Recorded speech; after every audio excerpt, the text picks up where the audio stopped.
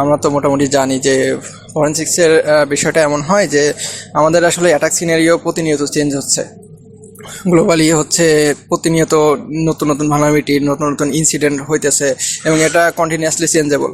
তো দেখা যায় যে যে ক্রিটিক্যাল সেক্টরগুলো আছে like health sector, financial sector, banking sector এবং গভর্নমেন্ট সেক্টর, তো এই সেক্টরগুলোতে যে অ্যাটাকগুলো হয়, তো আমাদের আজকের সিনারিওটা অনেকটা এরকম রিয়েলিস্টিক একটা সিনারিও সাজানো হয়েছে, যেখানে হচ্ছে এই সেক্টরগুলোতে যে ইনসিডেন্টগুলো হয় সেই ইনসিডেন্টগুলোর উপর বেসিস করে কিভাবে একটা অ্যাটাকার অ্যাটাক করার পরে সে কী কী অ্যাক্টিভিটিসগুলো সেখানে করে এবং সেখান থেকে সে অনেক সময় অনেক ডেটা এক্সপ্লিটেড বা মুছে ফেলতে পারে।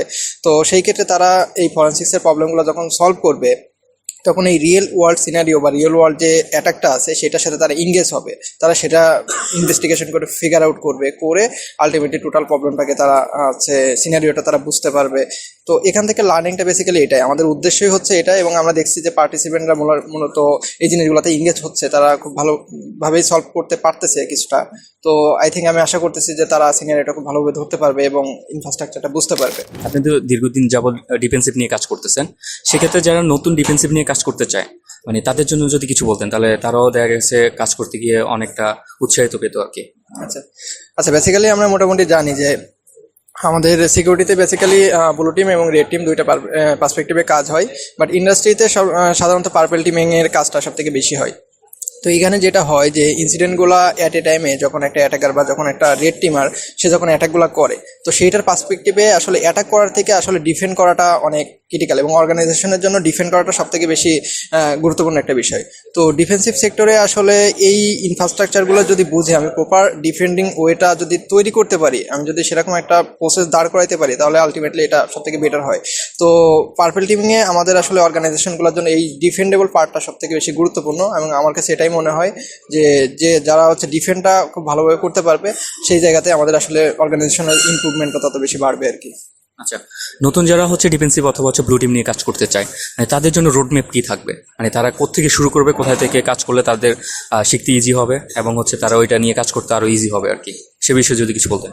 আচ্ছা, এখানে বেসিক্যালি যেহেতু আমাদের প্রত্যেকটা জিনিসেরই আসলে ইন পয়েন্ট আর কি, যেটা মেন বিষয় যে ইন পয়েন্ট থেকে আমাদের কাজগুলো শুরু হয়, লাইক আমাদের পিসি বা সার্ভার বা যেখানে আমাদের সার্ভিসগুলো আলটিমেটলি চলে। তো এইটার নলেজটা আসলে খুব ইনডেপথ একটা নলেজটা থাকাটা খুবই গুরুত্বপূর্ণ।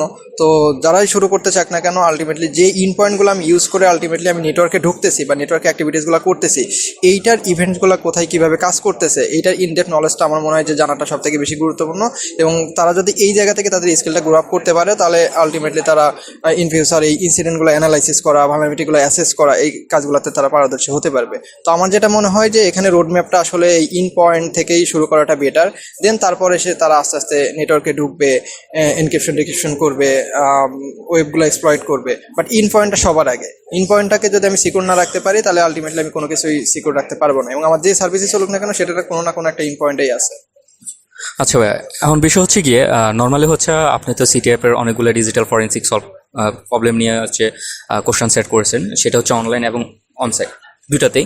এখন হচ্ছে আপনি নিজে অনসাইটে থেকে যে যারা হচ্ছে উপস্থিতি আছে তাদের বিষয়ে যদি কিছু বলতেন, যে কেমন অনুভব করতেছেন যে তারা আপনার প্রবলেম সলভ করতেছে আপনি থাকা অবস্থা, সে বিষয়ে। আচ্ছা, এটা রিয়েলি একটি গুড ফিলিংস যে একটা জায়গাতে প্রবলেমগুলো দেওয়া হচ্ছে, এবং আমি ট্রাই করেছিলাম যে যাতে তারা এই শুধুমাত্র তারা প্রবলেম সলভ করে এবং একটা কন্টেস্টে যে আসছে এবং এখানে তারা যে উইন হবে বা প্রবলেমগুলো সলভ করতে, ব্যাপারটা এমন না। আমি চেয়েছিলাম যে সিনারিওটার সাথে বা রিয়েল ওয়ার্ল্ড আমাদের দেশে বা বাইরের দেশে যে সিনারিওটা চলতেছে, ইনসিডেন্টটা চলতেছে, এইটার ভিতরে তারা ঢুকুক, এটার সাথে তারা এঙ্গেজ হোক। তো এমন একটা সিনারিও দেওয়ার পরে তারা যখন এই সিনারিওটা বুঝতে পারে, তারা যখন এই সিনারিওটা ধরে প্রবলেমগুলো সলভ করতে পারে, আমার কাছে মনে হয় যে তারা যে সিনারিওটার সাথে এঙ্গেজ হচ্ছে, এইটাই ভালো লাগার একটা জায়গা, যে তারা অর্গানাইজেশনাল ইস্যুর জন্য তাদের নিজেদেরকে প্রিপেয়ার করতেছে। তো এটা অবশ্যই সবসময়ই ভালো লাগে যে এই ধরনের কাজগুলোতে তারা এঙ্গেজ হইতেছে, কাজ করতেছে, এটা অবশ্যই ভালো লাগে। ধন্যবাদ ভাই।